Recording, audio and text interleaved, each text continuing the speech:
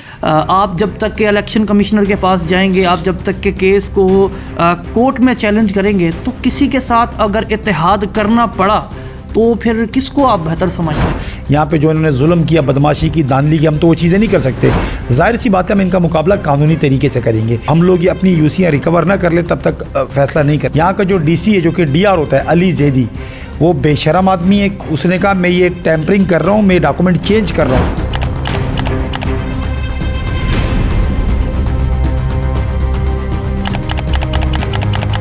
वो आरओ कहता है मैं मजबूर हूँ, डीसी कहता है मैं मजबूर हूँ। पब्लिक ने हमें वोट दिया। मैं फिर आपको कह रहा हूँ, हमारे पास फॉर्म 11-12 ओरिजिनल पड़े हुए हैं। जो पार्टियाँ जीती है मेरे हल्के से, उन्होंने हमें मुबारकबाद दी और रात को सो गए, सुबह पता लगा जी रिजल्ट चेंज हो गया। वो बेज़मीर लोग हैं, उनका ज़मीर ही नहीं है। जो भी हमारे साथ बैठता है आए, मैं उनको यूसीओ में लेके जाता हूँ। रात को जश्न मनाया गया, पब्लिक ने हमें मुबारकबाद दी। आप कर ले बदमाशी, इंशाल्लाह हम अपनी शराफत से आपकी बदमाशी का मुकाबला करेंगे। आप करें बदमाशी। सब्सक्राइब करें और बेल दबाएं ताकि कोई खबर रह न जाए। अस्सलाम वालेकुम, आप देख रहे हैं बोल न्यूज़ और मैं हूं सैयद अली रज़ा। इस वक्त मैं कराची में मौजूद हूं और मेरे साथ जो शख्सियत मौजूद है किसी तारुफ की मोहताज नहीं है। आप पाकिस्तान तहरीक इंसाफ के बहुत बोल्ड, ब्लंट और ब्रेव एमएनए हैं।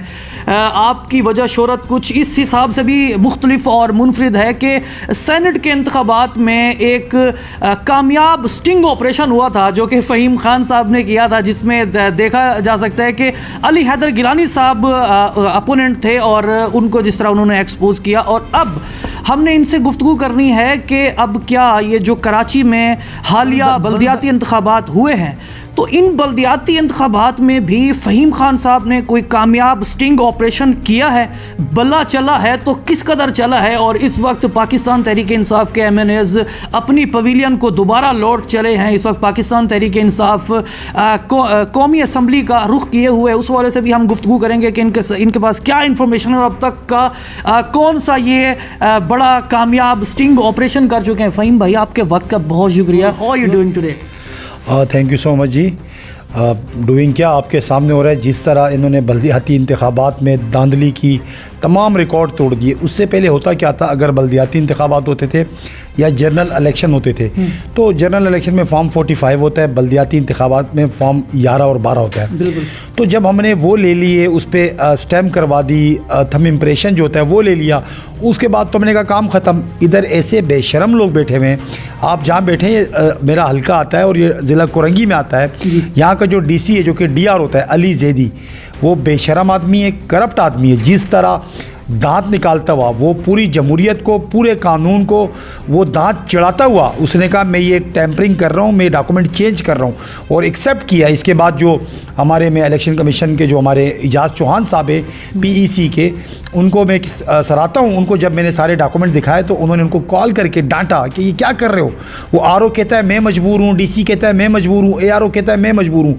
जो आरओ था हमारा, बदकिस्मती वो उसका ताल्लुक एजुकेशन से, उनका नाम है इम्तियाज़ उनड़। मैं नाम इसलिए ले रहा हूँ ताकि आपको पता लगे कौन कौन करप्ट था। मैं नाम ले रहा हूँ फाज शरीफ का, जो एआरओ शाह फैसल था, वो अपना स्टेशन छोड़ के कोरंगी में आया, डीआरओ के ऑफिस में बैठ के उसने टैंपरिंग की। इंशाल्लाह मैं कानून के मुताबिक इनसे निपटूंगा। इसी तरह पूरे कराची में इस टाइम अगर आप देखा जाए कोई 40 यूसियाँ हमारी ऐसी पेंडिंग पड़ी है पाकिस्तान तहरीक इंसाफ की, जो फॉर्म 11-12 में पाकिस्तान तहरीक इंसाफ अक्सरियत से जीती हुई है, उसमें टैंपरिंग करके इन्होंने रिजल्ट। अल्हम्दुलिल्लाह मैं आपको यहाँ बताऊँ कि हम लोग बिल्कुल इनका पीछा नहीं छोड़ेंगे।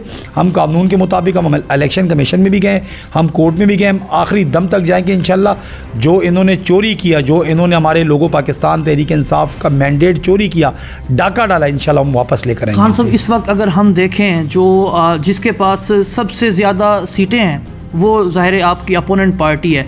आप जब तक के इलेक्शन कमिश्नर के पास जाएंगे, आप जब तक के केस को कोर्ट में चैलेंज करेंगे, तो किसी के साथ अगर इत्तेहाद करना पड़ा तो फिर किसको आप बेहतर समझते हैं इत्तेहाद के लिए? देखिए जी, वो जो बात आप कर रहे हैं, क्योंकि हमारे पास कानूनी रास्ता बचता है। हम पाकिस्तान तहरीक इंसाफ के नुमाइंदे हैं, हम इमरान खान के मानने वाले हैं, वो हमारा लीडर है। उसने कभी हमें नहीं सिखाया बदमाशी करना। यहाँ पे जो इन्होंने जुल्म किया, बदमाशी की, धांधली की, हम तो वो चीज़ें नहीं कर सकते। जाहिर सी बात है, हम इनका मुकाबला कानूनी तरीके से करेंगे। रही बात इल्हाक की जी, वो बिल्कुल अभी पार्टी इस पर सोच विचार कर रही है।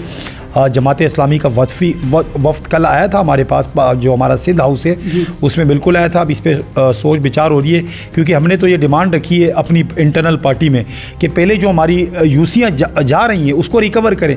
आप देखिए कराची में जहाँ रिकाउंटिंग हुई वहाँ पाकिस्तान तहरीक इंसाफ जीत गई। मेरी खुद की हमारी 5 यूसियों में मसला चल रहा है मेरे हल्के की, 1 यूसी जब हम गए तो अल्हम्दुलिल्लाह वापस आ गई है।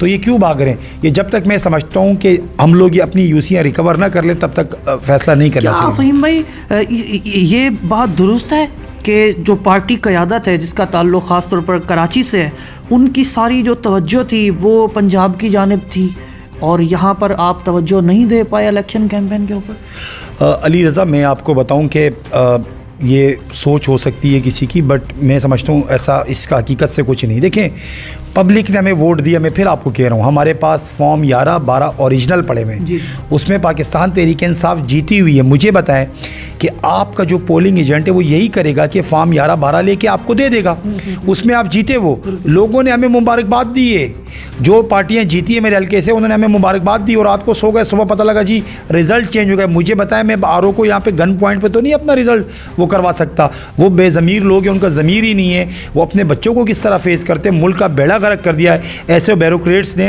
अल्लाह पाक भी इनसे पूछेगा, इंशाल्लाह हम भी इनसे पूछेंगे। आप ये समझते हैं कि ये जो इलेक्शन के नताइज हैं, this is called regime change second? बिल्कुल, मैं ये समझता हूँ जो भी कहता है कि हम न्यूट्रल थे या ये था, यहाँ तो हमें बिल्कुल नज़र नहीं आया। ये तो वन साइडेड चीज़ें हुई हैं, इस पे नज़र सानी करनी पड़ेगी। मैं तो आपके टीवी चैनल की तवज्जो से मैं चैलेंज करता हूँ, जो भी हमारे साथ बैठता है आए, मैं उनको यूसियों में लेके जाता हूँ। रात को जश्न मनाया गया, पब्लिक ने हमें मुबारकबाद दी और जो पार्टियाँ आ रही, अभी मेरे मोबाइल में पड़ा, अगर आपको दिखा सकूँ, उन्होंने हमें मुबारकबाद दी है। उनके चीफ पोलिंग एजेंट ने मुबारकबाद दी है कि ज़बरदस्त मुकाबला, आपको मुबारक हो। वो तो सो गए। उसके बाद ज़रदारी माफिया एक्टिव हुआ, जो ये डीसी, ये एसी और इस तरह एजुकेशन जिन्होंने काम ही सूबाई हुकूमत के नीचे करना है। जिससे पूछो, फ़हीम भाई हमारा तो बच्चे हैं, हम मर जाएंगे, हमें मार देंगे, धमकियाँ। भाई आपको स्टैंड लेना चाहिए था, हमने भी स्टैंड लिया। हमारी हुकूमत कुर्बान हुई, इमरान खान झुका नहीं, हमने इस्तीफ़े दिए, हमें भी ऑफ़र हुई थी। हर किसी ने अपने हिस्से का काम करना होता है। तो लिहाजा आप लोगों से गुजारिश मैंने की थी कि आप स्टैंड लेते। आप सबको पता है आप लोग झूठ बोल रहे हैं। इंशाल्लाह कानून के मुताबिक हम लड़ेंगे और फतह इंशाल्लाह पाकिस्तान तहरीक इंसाफ। फ़हीम खान गिरफ्तार होता है। फ़हीम खान जब रिजीम चेंज वन ऑपरेशन चल रहा होता है तो उस वक्त हम देखते हैं फ्रंट फुट पे खेल रहा होता है और अपोनेंट के साथ पंजा आजमाई कर रहा होता है। इवन दैट के फ़हीम खान की गिरफ्तारी होती है। अब दोबारा आप सब पवेलियन को लौट रहे हैं, तो क्या तैयारी है, क्या जाके करेंगे असेंबली में? आपने तो इस्तीफ़े भी जमा करा दिए। देखिए जी, आपने बड़ा अच्छा सवाल किया। सबसे पहले तो मैं आपके चैनल के तवज्जो से सवाल करता हूँ स्पीकर राजा परवेज़ अशरफ साहब से, क्योंकि कुछ दिन पहले आपने देखा होगा एक डेलीगेशन गया था, उस डेलीगेशन में मैं भी था।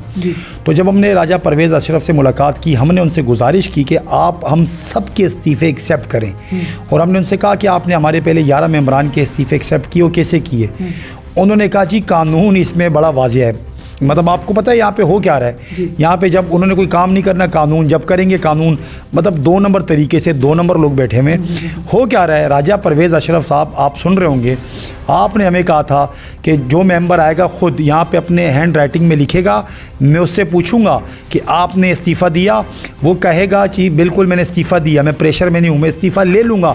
उसके बाद अगर कोई मुझे कॉल करके कहता है कि भाई फ़लाने साहब ने इस्तीफ़ा दिया है, उनके ऊपर प्रेशर है, मैं तब भी एक्सेप्ट नहीं करूँगा। और हम आपकी मिन्नतें करते हैं हम सबके इस्तीफ़े एक्सेप्ट करें, आपने नहीं किए। तो अब बताएं, अब आपके पास कौन आया, किसने हैंड राइटिंग में लिख के दिया, किसका टेलीफोन आया? तो ये चीज़ें छोड़ दें आप। हमने तो इस्तीफ़े उसी दिन दे दिए थे। और सबसे बड़ी इनकी मैं चोरी बताऊं आपको, इन बुखलाहट के शिकार है। इन्होंने इस्तीफ़े एक्सेप्ट किए, मेरे घर अभी लेटर आया, उसमें इन्होंने पता है हमारे इस्तीफ़े कब एक्सेप्ट किए? दुनिया ने, आपके मीडिया ने 2 दिन 3 दिन पहले किए। उसमें लिखा है कि 11 अप्रैल को आपके इस्तीफ़े एक्सेप्ट हो चुके हैं। मैं आपको लेटर दिखा दूंगा। आप देखें, ये बुखलाहट का शिकार है। ये कितना भागेंगे पाकिस्तान की आवाम से, आप कितना भागेंगे? इंशाल्लाह कभी ना कभी तो आप मुड़ कर आएंगे और पाकिस्तान तहरीक इंसाफ के साथ जो उनके सपोर्टर है, जो पाकिस्तान के लोग इमरान खान साहब के साथ खड़े, इंशाल्लाह इबरतनाक शिकस्त इंशाल्लाह आपको होगी।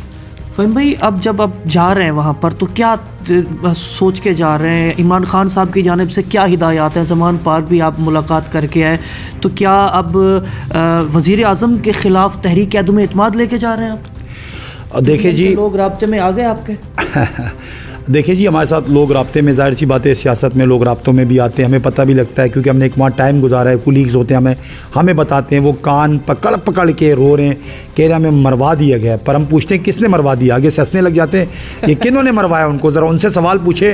वो कहते हैं यार लौट रही है MQM उस बंद गली में चली गई।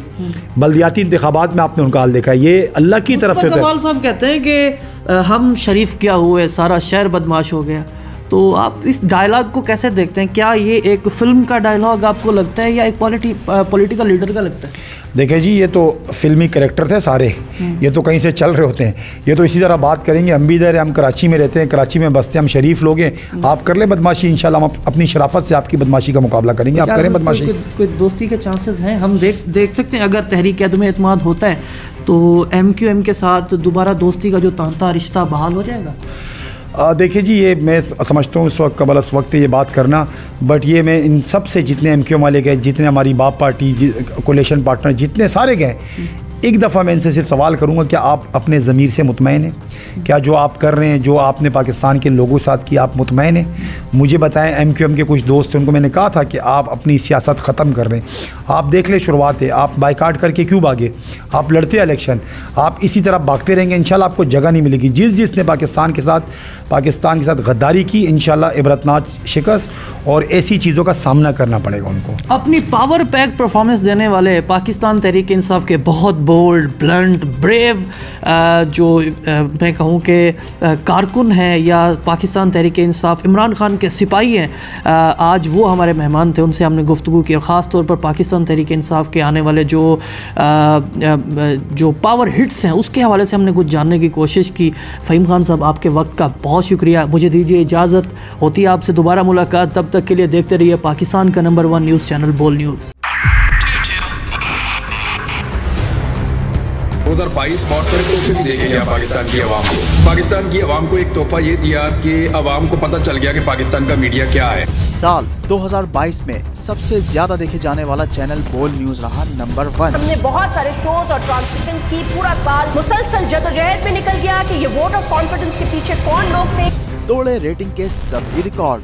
सोशल मीडिया पर भी सबसे ज्यादा तेजी से 2.4 बिलियन व्यूज का संगे मील अबूर किया। एंकर्स को भी आवाम में सबसे ज्यादा मकबूलियत मिली और सोशल मीडिया पर भी बोल रहा सब पर भारी। सब्सक्राइब करें और बेल दबाएं ताकि कोई खबर रह न जाए।